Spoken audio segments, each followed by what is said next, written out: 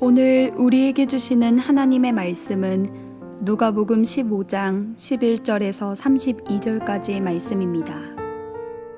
또 이르시되 어떤 사람에게 두 아들이 있는데 그 둘째가 아버지에게 말하되 아버지여 재산 중에서 내게 돌아올 분깃을 내게 주소서 하는지라. 아버지가 그 살림을 각각 나눠 주었더니 그 후 며칠이 안 되어 둘째 아들이 재물을 다 모아가지고 먼 나라에 가 거기서 허랑방탕하여 그 재산을 낭비하더니 다 없앤 후 그 나라에 크게 흉년이 들어 그가 비로소 궁핍한지라.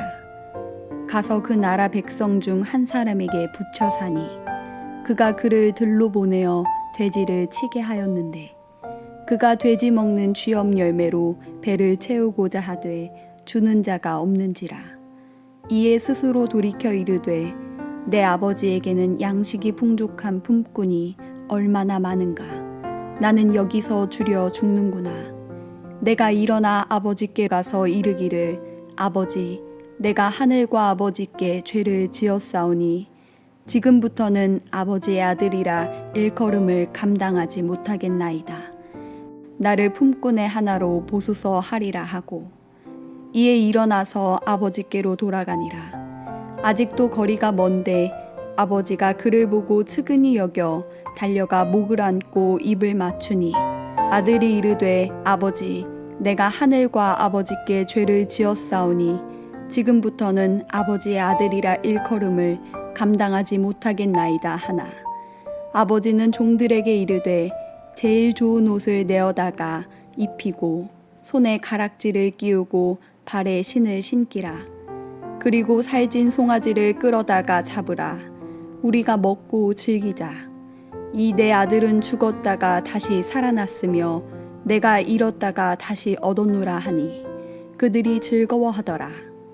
맏아들은 밭에 있다가 돌아와 집에 가까이 왔을 때에 풍악과 춤추는 소리를 듣고 한 종을 불러 이 무슨 일인가 물은데 대답하되 당신의 동생이 돌아왔음에 당신의 아버지가 건강한 그를 다시 맞아들이게 됨으로 인하여 살찐 송아지를 잡았나이다 하니 그가 노하여 들어가고자 하지 아니하거늘 아버지가 나와서 권한대 아버지께 대답하여 이르되 내가 여러 해 아버지를 섬겨 명을 어김이 없거늘 내게는 염소 새끼라도 주어 나와 내 벗으로 즐기게 하신 일이 없더니 아버지의 살림을 창녀들과 함께 삼켜버린 이 아들이 돌아오매 이를 위하여 살찐 송아지를 잡으셨나이다. 아버지가 이르되 예 너는 항상 나와 함께 있으니 내 것이 다 내 것이로되 이 내 동생은 죽었다가 살아났으며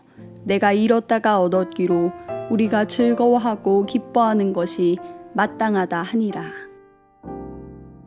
이는 우리에게 주시는 하나님의 말씀입니다. 아멘. 우리가 함께 하나님의 마음이라고 하는 제목으로 한 달 동안 말씀을 나눴습니다. 우리를 부르시는 사용하길 원하시는 하나님 아버지의 마음 또 우리를 사랑하셔서 우리로 하여금 함께 가시는 하나님 아버지의 마음 또 우리를 너무나 사랑하고 계신 그래서 어디든지 동행하시는 하나님 아버지의 마음 그리고 오늘은 이제 그 하나님 아버지의 사랑의 마음을 우리도 품기를 원하시는 그 아버지의 마음에 대해서 함께 말씀을 나누려고 합니다. 티파니 필드라고 하는 사람이 지은 책 사람이 사람에게 줄 수 있는 가장 따뜻한 선물 터치라고 하는 책에 나오는 이야기입니다. 전 세계를 돌면서 현대 문명의 영향을 적게 받은 종족들을 대상으로 인류학을 연구하는 마가렛 미드라고 하는 미국의 인류학자가 있습니다. 그의 연구 중에서 뉴기니아에 사는 아라페시족과 문두구머족에 대한 연구가 매우 유명하다고 합니다. 아라페시족과 문두구머족은 같은 나라에 살면서도 너무도 기질이 달랐습니다. 아라페시족은 온순하고 평화를 사랑하는 데 반해서 문두구머족은 난폭하고 공격적이었습니다. 마가렛 미드는 이 두 종족이 같은 지역에 살고 있으면서도 왜 이런 차이를 갖게 되었는가에 대해서 연구를 합니다. 연구 결과 대부분의 다 생활의 패턴과 생활의 방식들이 비슷한데 다만 한 가지에서 이 두 종족의 생활의 차이가 있었다는 겁니다. 두 부족이 아이를 키우는 방법이 달랐다는 거죠.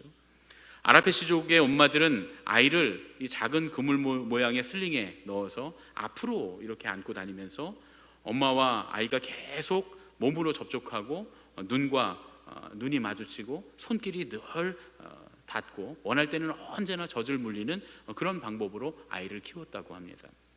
그런데 문두구모족의 어머니들은 아기를 등 뒤에 슬링을 해서 업고 다닙니다. 그러다 보니까 아기와 엄마의 몸이 분리되어서 아무 접촉을 할 수가 없고 엄마의 목소리나 혹은 엄마의 표정을 지켜볼 수가 없었다는 거죠.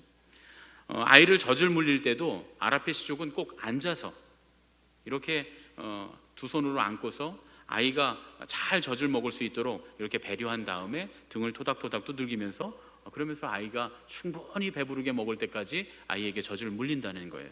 반면에 문두구모족의 엄마들은 서서 아이들의 젖을 물린답니다. 그래서 한쪽 팔로 아기를 안고서 젖을 물리는 거죠. 그러다 보니까 팔이 금세 아파서 충분히 아이가 젖을 먹지 못했어도 어쩔 수 없이 다시 아이를 뒤로 들쳐업게 된다는 겁니다. 아라펫이족이 가진 온유함과 문두구모족이 가진 폭력성의 차이는 바로 이 어머니와의 접촉의 차이였다, 이렇게 말을 합니다.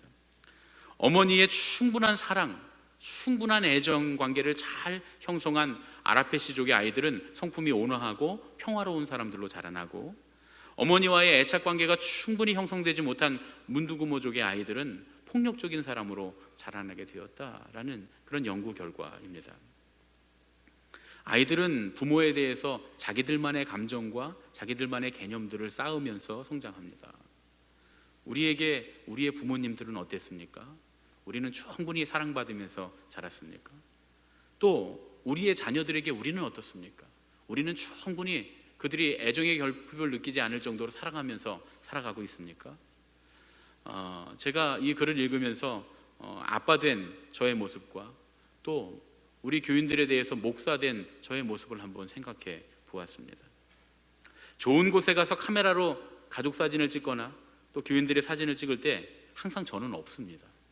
왜냐하면 제가 사진을 찍기 때문에 그렇죠. 그러니까 제가 사진을 찍어야 되니까 당연히 아빠는 없을 수밖에 없습니다.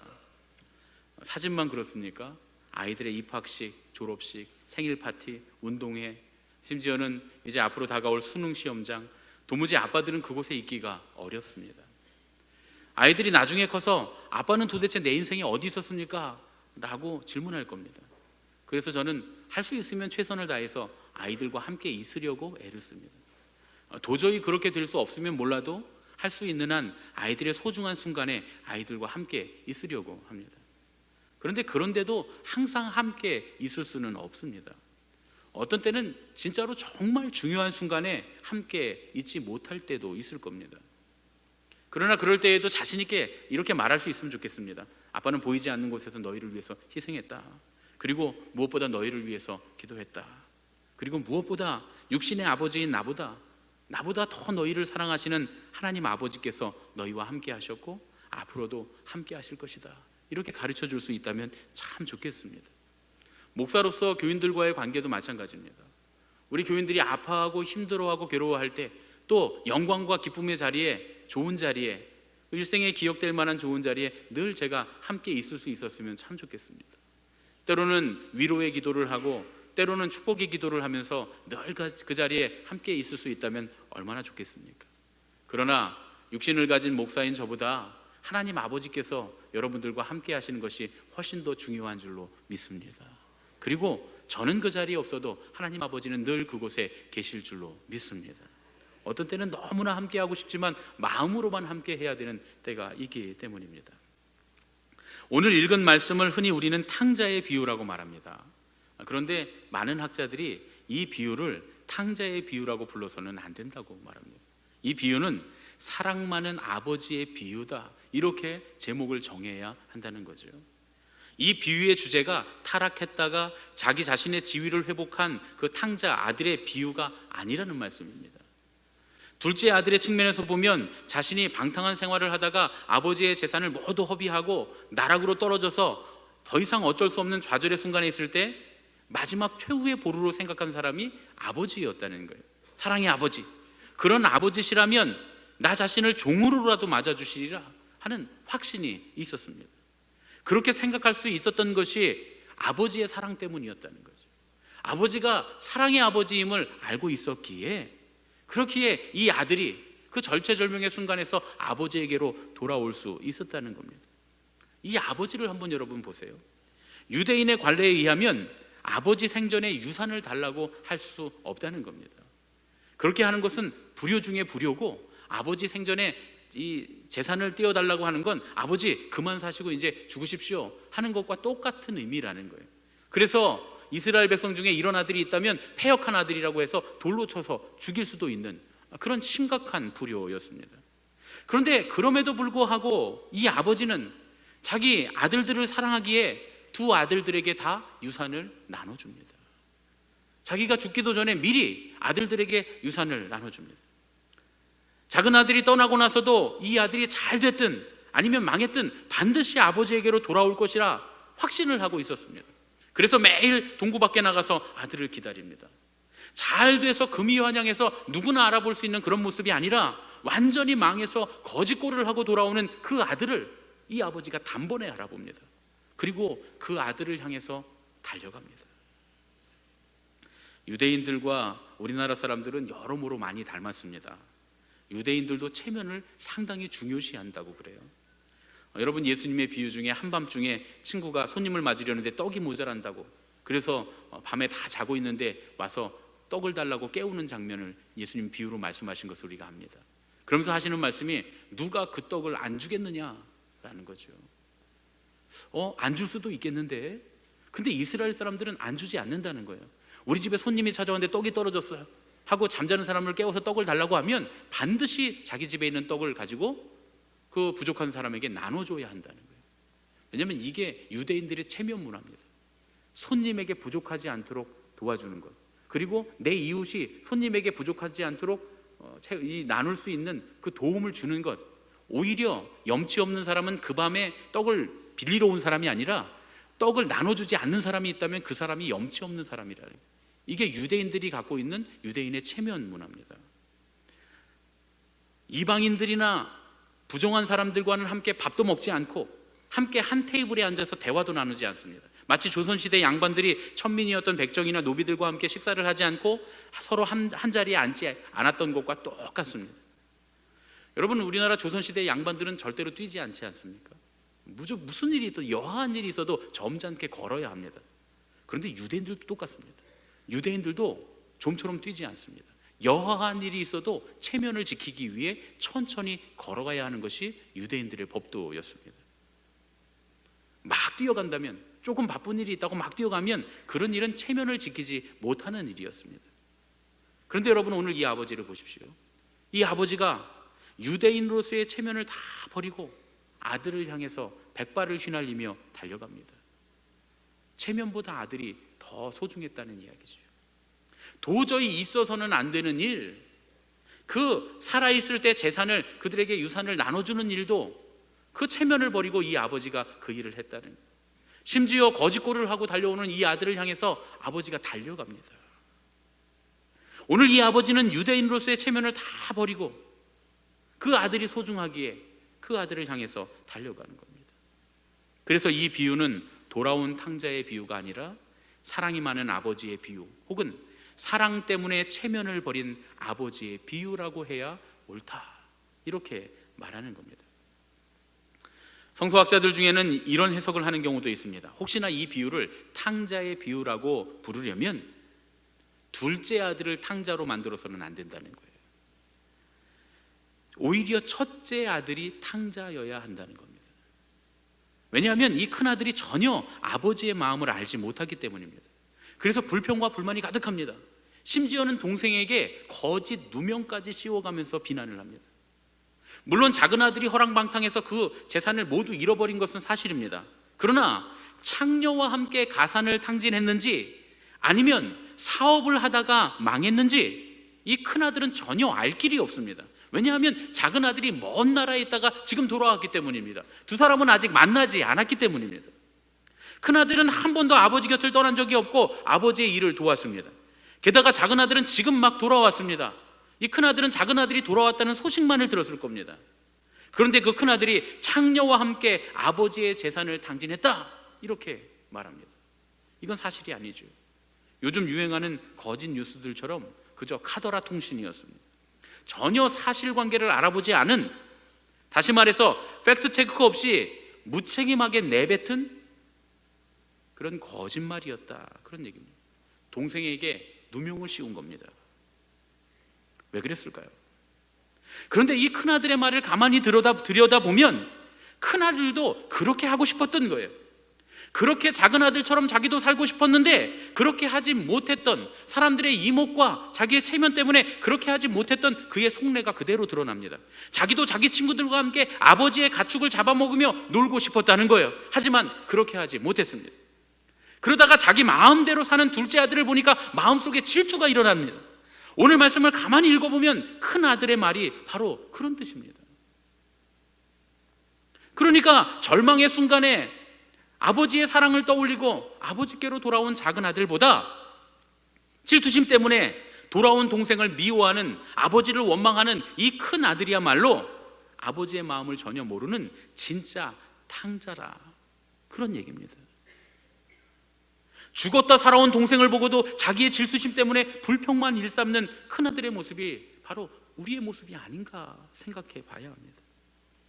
세상을 떠나서 믿음대로 산다고 하면서도 계속 세상 사람 사는 모습을 부러워하고 세상 사람들을 바라보며 질투하는 마음을 갖고 있다면, 혹은 세상 속에서 방황하며 세상의 것들을 누리고 있는 다른 믿음의 사람들을 보며 질투하는 마음을 갖고 있다면 우리가 진짜 탕자입니다.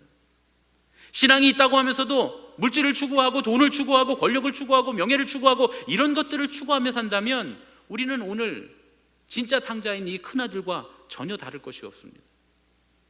아버지 곁에 있어도, 아버지 옆에서 아버지의 일을 한다고 하면서도 아버지의 마음을 모른다면 아버지를 떠난 사람보다 더 탕자일 수도 있다는 사실을 우리가 알아야 하는 겁니다. 그런데 그럼에도 불구하고 아버지는 큰아들을 전혀 꾸중하지 않으십니다. 왜냐하면 두 아들 모두 아버지는 사랑하시기 때문입니다. 아버지는 질투와 심술로 화가 나서 불그락불그락 하고 있는 큰아들에게, 얘야, 인내하고 기다리면 다 네 거 아니니? 하지만 네 동생은 죽었다 살아왔지. 그러니까 우리가 함께 기뻐해야 되지 않겠니? 하면서 큰아들을 다독이고 위로하시는 아버지. 제가 처음으로 목사 안수를 받고 소위 달동네라고 하는 그런 동네에서 청년 목회를 하게 됐습니다. 처음에 청년 예배를 가보니까 4명 모여 있더라고요. 4명뿐인 청년들과 함께 청년 사역을 시작했습니다. 청년들을 양육하고 훈련시키고 제자 훈련하고 함께 소그룹에 들어가서 소그룹 훈련을 하고, 새벽에 40일 동안 리더들을 다 모아놓고 40일 동안 만나서 새벽마다 훈련을 하면서 하나님의 도우심으로 불과 몇 개월 만에 한 30명 정도 모이는 그런 청년부가 됐습니다. 참 재미있었습니다. 즐겁고 은혜롭고요. 근데 그러다가 제가 아주 아끼는 리더 중에 한 청년이, 남자 청년인데 키도 크고 잘생겼고 찬양 인도도 참 잘하는데, 이 청년이 교회 안에서 동시에 여러 자매와 사귀고 있는 걸 제가 알게 됐습니다. 진짜 화가 났어요. 너무너무 화가 났어요. 그 당시만 해도 청년 사역에 있어서 절대 하지 말아야 할 일, 절대 못하게 해야 될 일, 청년 공동체 안에서 연애를 못하게 해야 된다는 거예요. 왜냐하면 연애하면, 자기들끼리 연애하다가 깨지고 나면 청년 공동체가 다 송두리째 흔들리기 때문에 할 수 있으면 청년 공동체 안에서 연애하지 말라고 그렇게 가르치던 때였습니다. 제가 그 일을 당하고 보니까 황당하더라고요. 물론 지금은 그렇지 않습니다. 지금은 우리 청년들에게 늘 이 안에서 결혼하라고 얘기합니다. 다만 아주 신사적으로 숙녀적으로 사귀고, 그리고 아주 사랑하는 마음을 갖고 이 사람도 만나보고 저 사람도 만나보고 잘 만난다가 제일 잘 맞는 사람, 헤어질 때도 깨끗하게 매너 있게 그렇게 헤어지라고, 사귈 때도 깨끗하게 매너 있게 사귀라고 그렇게 이야기합니다. 그리고 할 수 있으면 많이 만나서 이 안에서 결혼하라고 제가 그렇게 이야기합니다. 그런데 이때만 해도 정말 교회 안에서 연애하면 큰일 나는 줄 알았던 때에 이 남자 청년이 여러 명의 여자 청년들과 사귀고 있다는 얘기를 듣고 제가 얼마나 불안하고 두렵고 얼마나 속이 상하고 화가 나는지 모릅니다. 그래서 제가 불러서 혼찌검을 내야 되겠다, 내가 아주 혼내줘야 되겠다, 이렇게 마음을 먹고 있었습니다. 그런데 여러분, 남녀간의 문제가 그렇게 혼낸다고 정리될 일이 아니지 않습니까? 또 목사가 나서서 정리를 하려고 하다가 오히려 감정들이 복잡하게 꼬이고 얽히면 한참 예쁘게 성장하고 있는 이 공동체가 상처를 입고 그 사역이 깨지게 될까 봐 두려웠습니다. 이 공동체와 사역이 깨지게 될까 봐 내 마음에 두려움이 임했습니다. 그러다 보니까 원망스럽고 속상하고 화가 나고 새벽에 기도를 하면서 하나님 앞에 눈물을 흘리면서 항변하는 거예요. 하나님, 이게 뭐예요? 내가 쟤를 어떻게 가르쳤는데, 내가 이 아이들을 어떻게 가르치고 훈련을 시켰는데, 하나님 새벽에 나와서 내가 이 아이들을 가르치고 제자 훈련하고 정말 이 못난 송아지들 안 끌려가고 하는 거 고삐 끌어가면서 땡겨갖고 이만큼 만들어놨는데 하나님 어떻게 이럴 수가 있습니까? 저 녀석이 어떻게 저를 이렇게 배신할 수가 있습니까? 하면서 그렇게 하나님 앞에 부르짖으면서 따지면서 항변하면서 눈물을 흘리면서 막 소리를 지르면서 기도했습니다. 물론 교인들이 있기 때문에 새벽에 제가 막 소리를 지르면서 하나님 이러시면 안 되지 이러면 교인들이 상처받으니까 그냥 아버지만 부르고, 그 아버지, 그 아버지 안에 다 들어있는 거죠. 하나님 어떻게 이럴 수 있습니까? 하나님 저 녀석이 어떻게 이럴 수 있습니까? 속으로는 그렇게 기도하는 거예요. 그렇게 막 뜨겁게 막 소리 지르면서 기도하다가 교인들이 다 가고 났는데 한참 기도하다 보니까 힘이 다 빠졌어요. 더 이상 기도할 힘도 없습니다. 고개를 푹 숙이고 눈물만 뚝뚝 흘리고 있는데 한참 있다가 제 마음속에 하나님의 음성이 들렸습니다. 네 열매냐? 제 인생에 그때만큼 또렷하게 하나님의 음성이 들렸던 적이 없습니다. 제 마음에 한마디가 딱 들리는데 네 열매냐?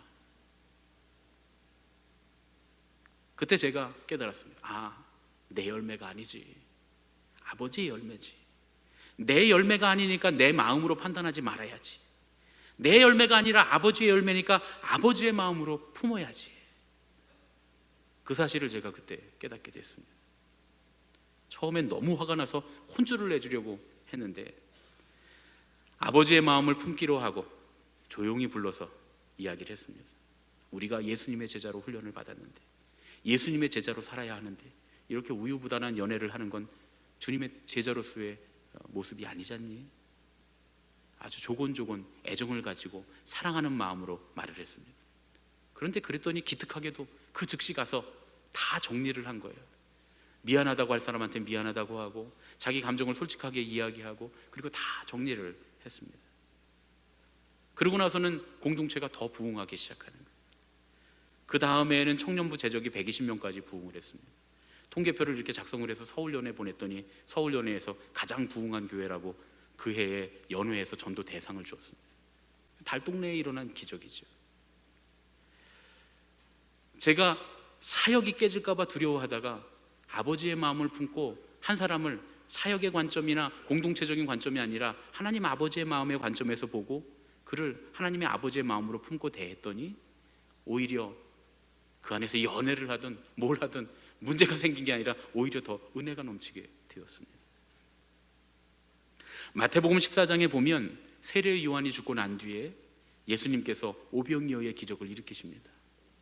세례 요한 같은 좋은 지도자가 사라지고 나니까 사람들이 막 흩어지면서 갈 바를 알지 못합니다.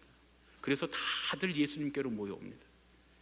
예수님께서는 그 불쌍한 정말 갈피 없이 흔들리고 있는 그 백성들을 보면서 제자들에게 너희가 먹을 것을 주어라 이렇게 말씀하십니다.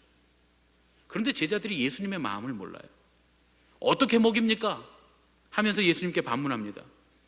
제자들은 지금 예수님께서 품으신 그 아버지의 마음, 그 무리들을 불쌍히 여기고 긍휼히 여기는 아버지의 마음을 알지 못했던 거예요. 그래서 예수님께서는 오병이어의 기적을 손수 일으키셔서 사람들에게 먹을 걸 주십니다. 아마 예수님께서 너희가 먹을 것을 주어라 라고 말했을 때 제자들이 예수님의 마음, 하나님 아버지의 마음을 알았더라면 아마 제자들의 손에서부터 기적이 일어났을 겁니다. 그런데 제자들이 그렇게 못하니까 예수님께서 직접 놀라운 일을 보이시고 사람들에게 먹을 것을 주십니다. 그런 다음에는 제자들을 게네사렛 호수를 건너가서 저편에 가 있으라고 제자들을 다 쫓아보냅니다. 예수님이 제자들이 이렇게 쫓아보낸 다음에 예수님이 하신 일이 뭡니까? 우리가 잘 읽지 않은, 우리가 잘 모르는 내용인데 제가 이 부분을 읽다가 크게 은혜를 받았어요. 예수님이 직접 모인 무리들을 하나씩 다 돌려보내십니다.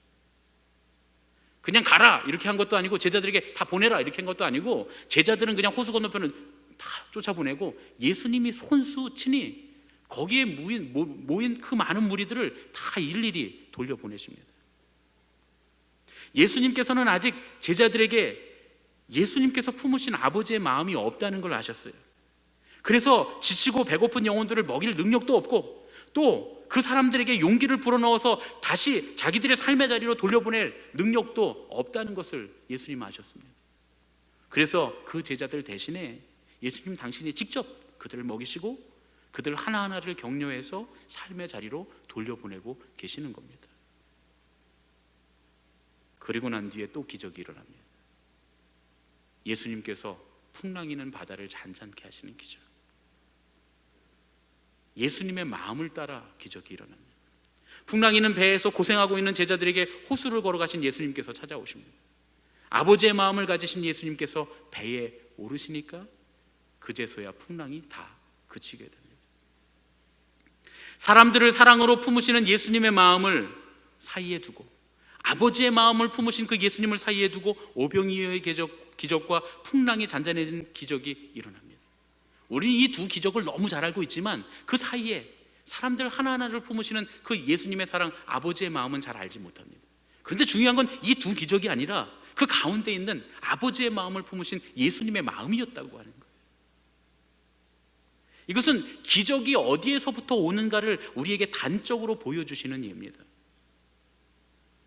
제자들은 기적만 봅니다. 물고기 2마리와 보리떡 5개로 5,000명이 먹었단 말이죠. 도대체 누이라서 바람과 파도도 잔잔해지는가 말이죠. 제자들은 기적만 봅니다. 아버지의 마음을 보지 못합니다. 기적은 아버지의 마음으로부터 나오는데도 말이죠. 성경은 아버지의 이야기입니다. 히스토리, 히즈 스토리. 우리를 사랑하시는 사랑의 아버지의 이야기, 그것이 성경입니다. 호세아서 11장 8절 이스라엘이여 내가 어찌 너를 버리겠느냐, 내가 어찌 너를 아드마같이 놓겠느냐, 어찌 너를 스보임같이 두겠느냐, 내 마음이 내 속에서 돌이키어 나의 긍휼이 온전히 불붙듯 하도다. 패역한 이스라엘을 심판하시면서도 어쩔 줄 몰라 하시는 아버지, 애타는 가슴으로 당신의 자녀들을 바라보시는 그 아버지의 이야기가 구약성경이라면, 그래서 죽어가고 있는 그들을 위해, 우리를 위해 그 독생자 아들까지 아낌없이 십자가에 내어주신 하나님 아버지의 뜨거운 사랑 이야기가 신약의 복음서 아니겠습니까? 지금도 그 뜨끈뜨끈한 아버지의 열심이 우리와 함께 하고 계신다는 것을 설명하는 것이 사도행전과 서신서들의 내용입니다. 이 사실을 알고 아버지의 그 마음을 아는 것에서부터 기적이 시작됩니다. 오병이어의 기적도, 풍랑이 잔잔해지는 기적도 바로 거기서부터 시작되었습니다. 잔뜩 화가 나서 동생을 막 헐뜯기까지 하면서 누명까지 씌우면서 항변하고 있는 그 아들을 향해서 빙그레 웃으면서 이 모든 게 다 네 건데, 동생은 죽었다 살아 돌아왔으니 우리가 함께 기뻐하는 것이 마땅하지 않겠니? 이렇게 말씀하시는 아버지. 그런데 비유가 여기서 끝이 납니다. 그 뒤에 형과 동생이 화해를 했는지, 큰아들이 아버지랑 무슨 얘기를 나눴는지 우리는 전혀 알 수 없습니다. 혹시 누군가는 아버지께 책망받는 아들의 모습, 또 서로 방목하고 멱살을 잡고 싸우는 그런 큰아들과 작은아들의 모습을 상상할지도 모르겠습니다. 그런데 저는 조금 더 행복한 결론을 상상해 봤습니다. 결국 그 아버지의 말씀을 듣고 아버지의 마음을 알게 된 큰아들이 죽었다 돌아온 동생을 마음으로 받아들입니다. 그리고 함께 웃으며 송아지 고기를 뜯습니다. 심지어 자기 친구들까지 다 불러서 내 동생이 죽었다 살아왔어 하면서 친구들과 함께 그토록 소원이던 아버지의 송아지를 뜯으며 어울려 기뻐합니다. 그리고 거기에서부터 놀라운 기적이 시작됩니다. 작은 아들은 잃었던 모든 것을 회복하고 큰 아들은 많은 사람들을 품는 큰 사람이 됩니다. 이 가정에 깜짝 놀라게 하는, 세상을 깜짝 놀라게 하는 기적이 일어나게 되는 거죠. 성경에는 없지만 그랬으면 참 좋겠다고 제가 혼자 생각을 했습니다. 저와 여러분의 가정이 그런 가정이 되기를 예수님의 이름으로 축원합니다.